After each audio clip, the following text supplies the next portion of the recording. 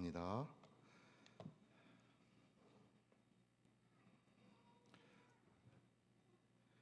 오늘 이 시간에는 마라와 엘림 사이라는 제목으로 함께 말씀을 나누겠습니다.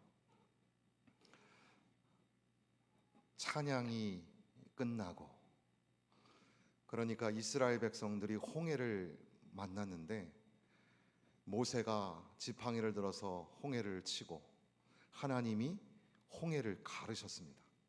엄청난 사건이 일어났고, 그 갈라진 홍해를 통과하는 이스라엘 백성들,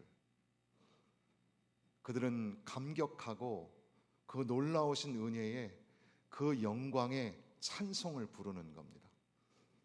저 큰 선민 애굽에서 모세를 인도하여 주신 하나님, 그리고 이스라엘 백성들을 이끌어 주신 하나님, 홍해 어떻게 건넜나, 홍해 어떻게 건넜나. 주일학교 아이들이 배우는 노래인데, 배 타고 아니 뭐 이러면서 하는 노래인데요, 영광 영광 할렐루야 하면서 홍해를 가르는 감격의 시간이 있었습니다. 그리고 그들은 노래를 불렀어요. 15장 1절부터 나오는 내용이 바로 모세의 노래입니다. 그리고 이어서 미리암의 노래가 나옵니다. 찬양을 부르는 겁니다. 그런데 오늘 우리가 묵상하는 말씀은 찬양이 끝나고 정말 멋진 어떤 세상이 나와야 하는데, 그들이 만나는 곳은 다름 아닌 어디입니까? 광야입니다. 찬양이 끝나고, 그러니까 찬양하는 사람들은 항상 주의해야 합니다. 찬양하는 것을 사명으로 알면서 찬양이 끝나고 난 다음에 사단이 우리를 유혹할 수 있다는 걸 알아야 합니다. 찬양이 끝난 다음에 시험이 올 수가 있는 겁니다. 그게 특별한 게 아니라 바로 그게 우리의 인생입니다. 찬양이 끝난 후 그들은 광야를 만납니다. 우리가 예배를 드리고 집에 돌아갈 때 또 현실은 녹록하지가 않을 겁니다. 더군다나 그들이 홍해에서 이스라엘을 인도하여 수르 광야로 들어가서 거기서 사흘 길을 걸으니 그 다음에는 물을 얻지 못했다 그랬습니다. 모든 것이 부족한 곳. 신명기 2장 7절에는 내 하나님 여호와가 이 40년 동안을 너와 함께 하셨으므로 내게 부족함이 없었느니라. 그것이 광야의 결론이었지만, 그러나 사실 광야의 시간을 지나가는 이스라엘에게는 수차례의 도전이 있었는데, 그 중에 하나는 물이 없다는 겁니다. 물이 없어 가란 것. 지금 우리도 이 폭염 열대야를 지나고 지금 밖에 살짝 비가 내리는 듯해요. 그래서 뜨거웠던 땅이 좀 식어야 될 텐데, 또 비가 오면 또 너무 왕창 쏟아질까 봐 또 그게 걱정이고, 어쨌든 이 광야에서 그들은 물이 없었습니다. 그러다가 어떻게 오아시스 비슷한 걸 찾았는데, 거기에 있는 물을 마시려고 했더니 그 물이 너무 써요. 못 먹는 물이에요. 물이 썼다. 그래서 말하라고 했다고 하는 겁니다. 백성이 모세에게 원망하여 우리가 무엇을 마실까? 이렇게 지도자를 원망하는 겁니다. 그러니까 우리가 첫 번째 단락에서 생각하는 것은 영광의 감격의 찬양이 끝나고, 그러면 뭔가 더 좋은 일이 생겨야 될 텐데 그들이 맞닥뜨리는 것은 광야요. 그리고 광야에서도 사흘길을 들어갔더니 물이 없었고, 그나마 찾은 물은 어때요? 써서 못 먹게 되는 겁니다.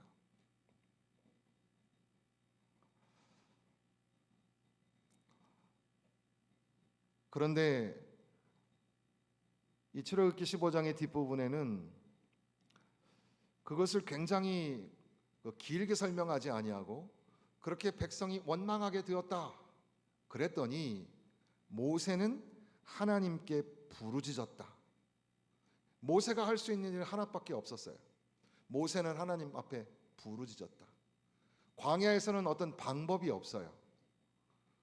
여러분이 광야 깊은 곳에서, 물이 없는 곳에서, 또 혹여 물을 만났는데 그 물이 써서 못 먹을 때에 우리가 할 수 있는 일은 기도입니다.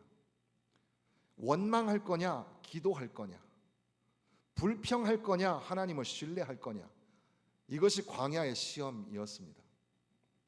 그리고 나서 하나님께서는 모세에게 한 나무를 가리키셨다. 그러니까 아마도 모세의 눈에 어떤 나무가 보였던 것 같아요.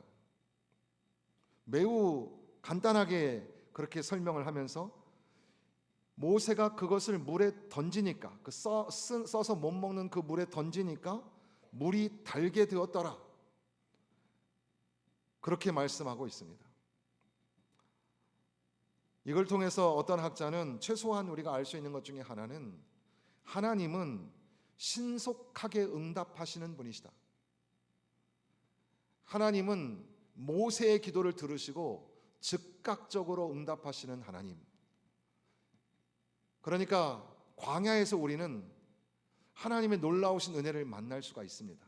비록 물이 없고 또는 물이 써도 하나님을 신뢰하고 하나님 앞에 기도하면 하나님은 우리에게 즉각적으로 응답하신다는 사실이죠.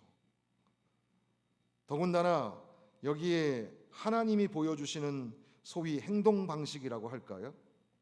모세가 나뭇가지를 가지고 무엇을 할지를 하나님이 아셨고 그렇게 지시한 것처럼 보입니다. 여기에 대해서 더 이상 성경이 말하고 있지 않기 때문에 우리가 더 알 수는 없지만, 그러나 하나님이 우리를 고치실 때, 하나님이 우리를 치료하실 때 하나님은 모든 자연 만물을 또는 우리 안에 있는 일반 은총을 통해서 하나님이 역사하신다는 겁니다. 그러니까 우리는 하나님 앞에 기도할 때 하나님 고쳐 주옵소서, 하나님 치료하여 주옵소서, 수술도 잘 되게 하여 주옵소서, 수술을 집도하는 의사, 그 의사의 손길을 지켜 주옵시고, 그 모든 진행되어지는 기계도 하나님이 역사하여 주옵시고, 한 알 두 알 그리고 또 이 액체로 투여되는 그런 모든 약물에도 하나님이 함께하여 주옵소서. 하나님은 그 모든 것들을 사용하셔서 하나님의 일을 이루신다는 거죠. 물론 우리가 이 서양 의학이 발달하기 전에는 우리가 전통적으로 가지고 있는 그 치료 방법들도 있었습니다. 어쨌든 하나님께서는 신속하게 그들에게 응답하시며 어떤 다른 게 아니라 그들이 눈앞에 볼 수 있는 나뭇가지를 통해서 역사를 하셨다는 것, 우리는 그것을 곰곰이 묵상해 보게 되는 겁니다. 그러나 더 중요한 것은 오늘 우리가 읽은 본문의 말씀의 25절, 26절의 말씀일 텐데, 여호와께서 그들을 위하여 법도와 율례를 정하시고 그들을 시험하실세.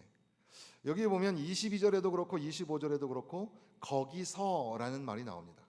거기서, 찬양이 끝나고 광야 깊은 곳, 물이 없는 그곳, 거기서 하나님이 신속히 응답하셔서 썼던 물이 달아지게 되었던 바로 거기서, 광야 여러분이 선 그 자리에서 하나님은 율례와 법도로 시험하신다. 이르시되 너희가 너희 하나님 나 여호와의 말을 들어 순종하고 내가 보기에 의를 행하며 내 계명에 귀를 기울이며 모든 규례를 지키면 내가 애굽 사람에게 내린 모든 질병 중 하나도 너희에게 내리지 아니하리니 나는 너희를 치료하는 여호와임이니라. 그러니까 하나님은 치료하시는 분. 우리의 믿음이 무엇입니까?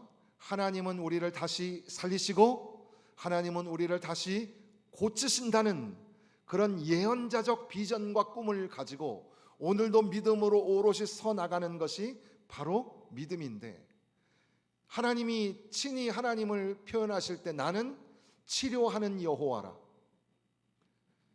치료하시는 여호와라.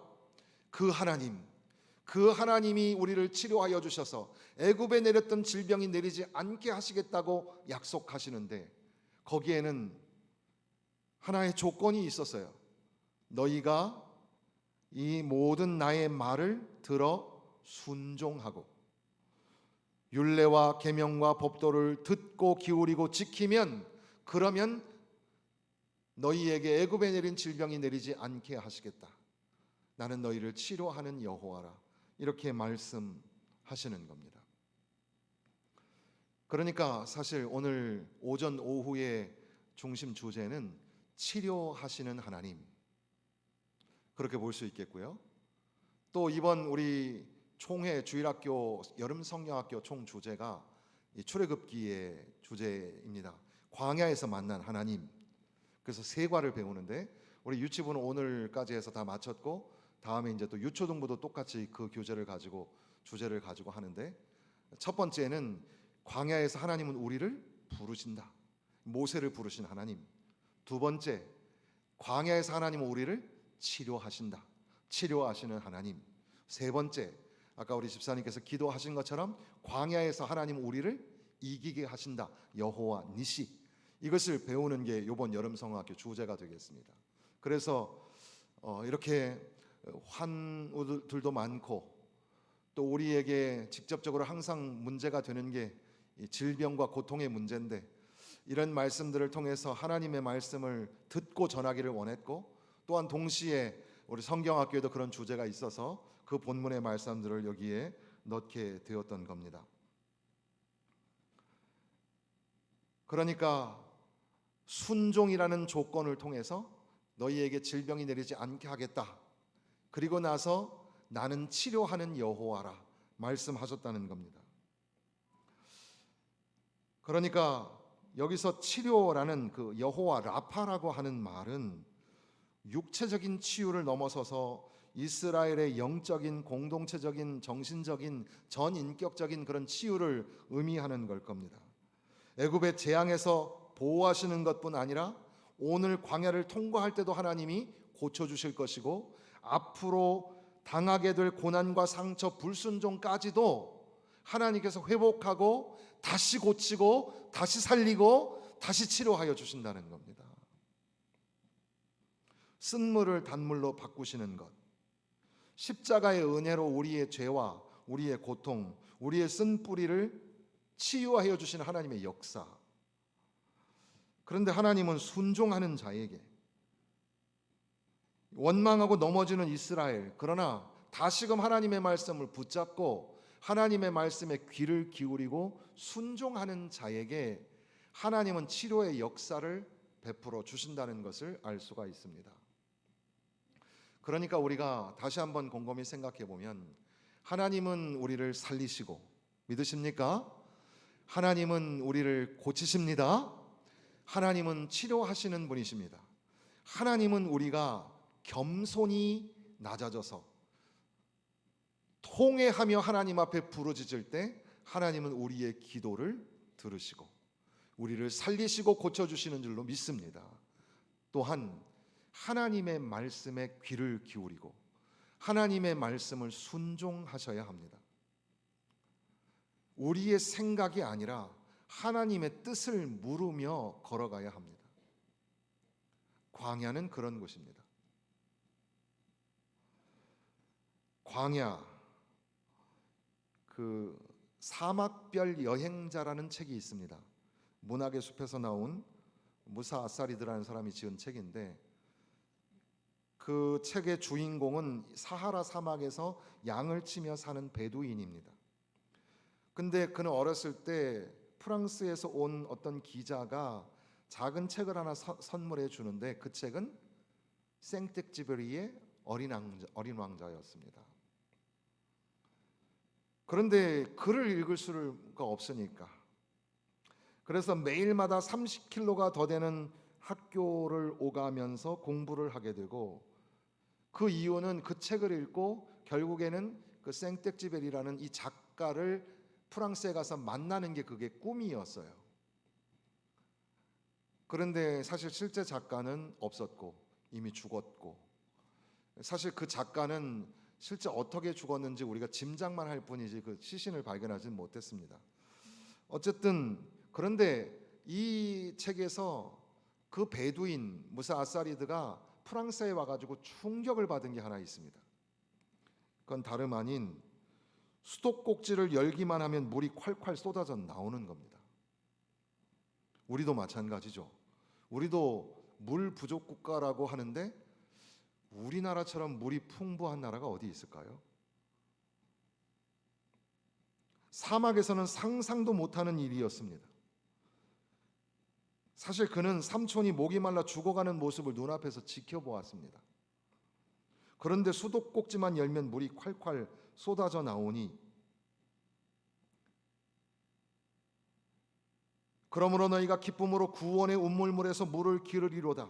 이사야서의 말씀처럼 선교사들은 그렇게 아주 그 오지에 들어가서 복음을 전할 때 먼저는 운물을 팠다고 합니다. 교회 안에다가 운물을 파는 거죠. 사람들이 처음에는 교회에 들어올 때 운물을 마시려고 들어오는 겁니다. 운물을 기르러 들어왔다가 나중에는 영생수를 마시러 들어오게 되는 곳, 바로 그게 교회죠. 이진희 목사님의 그 광야를 읽다에 보니까 하나님은 교회를 통해서 말씀의 생수를 부어주신다. 하나님은 교회를 통해서 은혜의 생수를 부어주신다. 하나님은 교회를 통해서 성령의 생수를 부어주신다. 그러니까 주일의 이 시간이 오아시스와 같은 시간이라고 그렇게 말씀하시는 겁니다. 그런데 주일을 지키지 않아요. 왜냐하면 그들은 오아시스를 들릴 여유가 없어요. 빨리 사막을 벗어나고 싶습니다. 그러니까 주일날도 막 열심히 뛰어다니는 거예요. 그런데 서두른다고 빨리 광야를 벗어날 수 있는 게 아닙니다. 광야에서 살아남기 위해서는 반드시 지켜야 할 수칙이 있습니다. 그거는 반드시 오아시스를 만날 때마다 들려야 한다는 겁니다. 지금 괜찮다고 그냥 지나가면 얼마 가지 못해서 쓰러집니다. 다시는 일어나지 못합니다.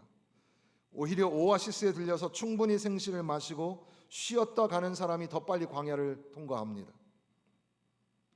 교회에 와서 예수님을 통해서, 말씀을 통해서 생수를 마시는 사람은 결코 광야와 같은 세상에서 쓰러지지 않는다는 겁니다. 광야를 지나가는 사람들, 그들의 인생의 최종 목적지는 다를지는 몰라도 다음 정거장은 똑같습니다. 어디입니까? 오아시스입니다. 꼭 다음에 가야 할 곳은 오아시스가 되어야 하는 거죠. 다른 곳에 가면 안 됩니다. 교회가 오아시스고 주일이 오아시스라면 교회 가는 날이 기다려져야 하고 주일이 기다려져야 하는 겁니다. 사막에 길이 없는 것 같지만 사막에 길이 있죠.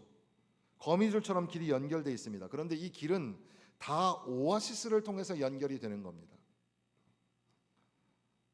그런데 내 인생 멋지게 한번 살아보겠노라고 오아시스를 그냥 지나쳐 버리면 그 사람은 광야에서 이름 없이 죽어가는 존재가 됩니다. 그만큼 예배가 소중합니다. 주일이 소중합니다. 주일날 여러분 지각하는 사람들 많은데 왜 지각하는 거예요? 이해가 안 가는데. 뭐 때문에 지각하시는 걸까요? 화장을 예쁘게 하시느라고?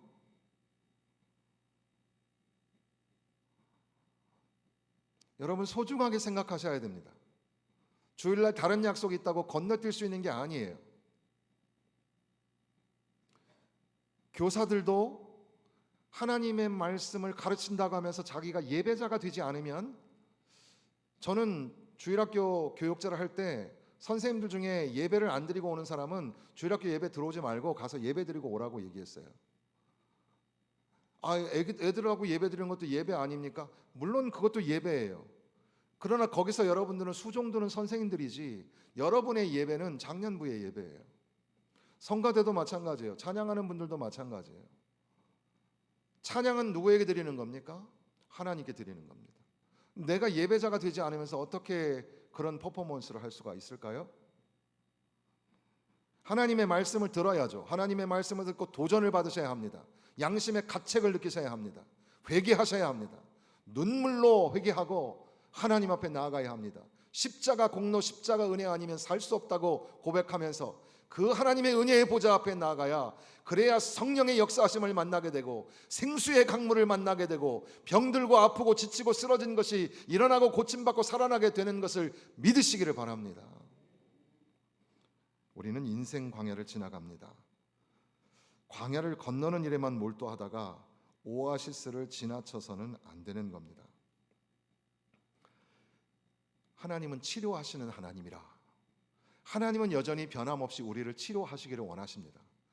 광야와 같은 곳에서도 하나님은 치료하시고 질병을 두려워하지 않도록 지켜보호하실 것입니다. 어떻게 하면? 하나님의 말씀을 순종하고 하나님의 말씀을 귀 기울여 들으며, 그러니까 하나님을 신뢰한다는 것. 예레미야 17장에 보면은 사막 건조한 곳에 있는 이 떨기나무와 물가에 심기온 나무를 비교하고 있는데, 물가에 심기온 나무는 시절이 바뀌어도 두려워하지 않는다. 그런데 그것은 곧 그가 하나님을 신뢰함이니라 이렇게 되어 있어요. 그러니까 하나님을 신뢰한다는 것. 그 물가에 심은 나무, 시냇가에 심은 나무는 여러분이 잘 아시는 것처럼 시편 1편에 보면 복 있는 사람이 바로 시냇가에 심은 나무와 같죠. 그는 하나님의 말씀을 즐거워하고 그 말씀을 주야로 묵상하는 자라 했습니다. 그러니까 하나님을 신뢰하는 것과 하나님의 말씀을 사모하고 묵상하는 것은 같은 거예요. 결국 하나님의 말씀이 내 안에 중심이 되고 그 말씀을 순종하고 귀 기울여 지키는 자, 그는 비록 사막에 있지만 하나님이 베푸시는 오아시스를 만납니다. 비록 물이 썼을지라도 하나님은 그 물을 바꾸셔서 단물로 바꾸어 주시는 줄로 믿습니다. 하나님은 치료하시는 여호와. 그리고 난 다음에 27절 말씀, 27절 우리 다시 한번 읽어보겠습니다. 그들이 엘림에 이르니 거기에 물샘 열둘과 종려나무 70그루가 있는지라. 거기서 그들이 그 물 곁에 장막을 치니라. 아멘. 자, 여러분, 우리가 지금 지나고 있는 것은 마라입니다. 그런데 마라에서 엘림까지는 얼마 멀지 않은 곳에 있습니다. 우리의 눈에는 마라밖에는 보이지 않습니다. 물이 없는 곳, 물이 써서 도무지 못 먹는 곳. 그러나 조금만 지나면 엘림이 있습니다. 엘림은 여기에 있는 것처럼 물샘이 12이나 있습니다. 종려나무가 70그루가 있는 그런 곳입니다. 우리에게 또 다른 오아시스가 기다리고 있다는 거죠. 그러니까 지금 내가 마라에 있다고 너무 불평하고 원망하지 마십시오. 하나님이 우리를 시험하실 때 하나님의 말씀에 순종하면 하나님은 쓴 물을 단물로 바꾸시는, 하나님의 놀라운 기적과 은혜를 만날 수 있는 곳이 바로 거기입니다. 또 우리가 지금 여기가 끝인 것 같고 여기에서 주저앉고 싶지만, 그러나 조금만 더 가면 우리가 생각지도 못했던 물샘이 12이나 되는 또 다른 오아시스가 예비되어 있다는 사실이죠. 물론 어떤 목사님은 이 본문의 말씀을 역발상으로 뒤집어서 이렇게 말씀하셨습니다. 여러분, 마라에 있다고 너무 힘들어하지 마십시오. 곧 엘림이 찾아올 겁니다. 여러분, 엘림이 있다고 너무 자만하지 마십시오. 다시 마라가 찾아올지 모릅니다. 그래서 우리는 새벽 시간에 새옹지마 이야기를 했는데, 노인이 말을 잃어버렸어요. 사람들이 와서 아이고 말을 잃어버려서 어떡해요. 그러니까 뭐 말을 잃어버린 게 더 좋을 수도 있겠죠. 어느 날 그 말이 친구 말을 데리고 왔어요. 그러니까 사람들이 아이고 말을 또 하나 데려왔네. 너무너무 좋겠습니다. 그랬더니 이게 뭐 또 다 좋은 게 아닐 수도 있지 않겠어요? 그랬더니 그 새 말에 아들이 타고 있다가 떨어져 가지고 다리를 다치죠. 사람들이 아이고 저 말에 아들이 다쳐서 아이고 어떡해요 했더니 그게 또 나쁜 게 아니라 좋은 거일 수도 있겠죠. 그 나라가 전쟁을 치를 때 다 병사로 끌려나갈 때 아들은 아버지를 지킬 수 있었다. 뭐 그런 이야기. 그게 바로 세옹지마입니다.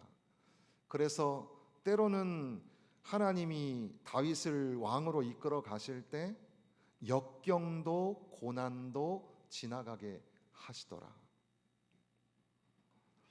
때로는 형통한 날도 있고 때로는 그렇지 않은 날도 있더라는 겁니다.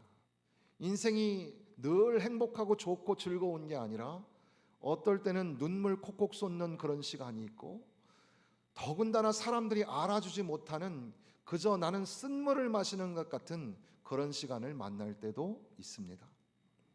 그러나 하나님이 우리와 함께 계셔서 하나님은 반드시 하나님의 뜻을 이루시는 그 섭리 가운데 우리가 있으니 그저 우리는 마라에 있다고 너무 불평하고 원망하지 말고 장차올 엘림을 사모하고 엘림 가운데 있으면서도 영적인 능력을 비축하면서 감사하면서 그렇게 또 다른 역경이 찾아온들 그러한 고난이 찾아와도 이겨낼 수 있도록 그렇게 우리의 믿음을 훈련해야 하는 거죠. 사랑하는 성도 여러분, 저는 이 본문의 말씀 끝자락에 이런 고민을 하는 겁니다. 나는 지금 마라에 있는가 아니면 엘림에 있는가? 여러분은 어디에 있습니까? 어떤 목사님의 책 제목이 그 틈에 서서라는 책이었는데 좀 진보적인 책이긴 하지만 하늘과 땅 사이에 부딪히고 중력을 이겨내면서 우리는 서 있잖아요. 그 틈에 서서 우리는 혹시 마라와 엘림 그 중간지대에 있는 것은 아닐까 생각해 보았습니다. 여러분 잠깐만 뒤를 돌아보면 너무너무 고통스러운 마라가 나를 끌어안고 있습니다. 하나님의 말씀을 의지하고 하나님 앞에 나와 예배하면서 기도하면서 다시금 하나님을 바라보며 예수님을 바라볼 때 우리 눈앞에 비춰지는 엘림을 또 손끝에 느낄 수가 있습니다. 나는 어디에 있는 걸까? 마라와 엘림 사이를 지나가는 이들과 내 처지가 너무나 비슷합니다. 그런데 나는 마라와 엘림 사이에 있는 나만 보았는데 사실은 거기에 하나님이 함께 계셨습니다. 하나님이 함께 계신다면 마라도 괜찮고 엘림도 괜찮지 않겠습니까? 하나님이 함께 하시는 엘림은 생수가 폭폭 쏟아져 나오니 너무나 감사하고 그 쓴물 그 마라의 장소는 너무나 고통스럽지만 하나님이 나를 신앙적으로 믿음적으로 훈련시켜서 시험하셔서 그렇게 성숙하게 하시기를 가나안 땅에 들어가서도 흔들리지 않는 이스라엘이 되게 하기 위하여 나를 연단하시는 장소라고 생각한다면 거기도 괜찮지 않겠습니까? 마라와 엘림 사이에 저처럼 거기에 뚝 떨어져 있는 여러분 계시다면 거기에 하나님이 계십니다. 하나님이 함께 하십니다. 예수님께서는 우리에게 약속하시기를 내가 너희와 함께 하겠다. 세상 끝날까지 너희와 항상 함께 하겠다. 내가 잠시 아버지에게 갔다 올 때에도 보혜사 성령이 너희 가운데 함께 하셔서 깨닫게 하시고 가르쳐 주시고 인도하여 주시고 같이 기도해 주실 것이다. 여러분 한 주간의 삶이 마라인지 엘림인지 저는 잘 모릅니다. 그러나 분명히 우리가 알 수 있는 것은 여러분이 하나님의 말씀을 붙잡고 있는 한 하나님이 여러분과 함께 하시고 마라를 바꾸시는 하나님, 엘림을 만나게 하시는 하나님, 바로 마라와 엘림 사이에서 저와 여러분을 고쳐주시고 살려주시고 치료하시는 하나님, 그 하나님이 우리 하나님이라는 사실은 변함이 없습니다. 하나님 붙잡고 치료와 회복의 역사를 경험하는 승리하는 한 주간 되시기를 주님의 이름으로 축원합니다.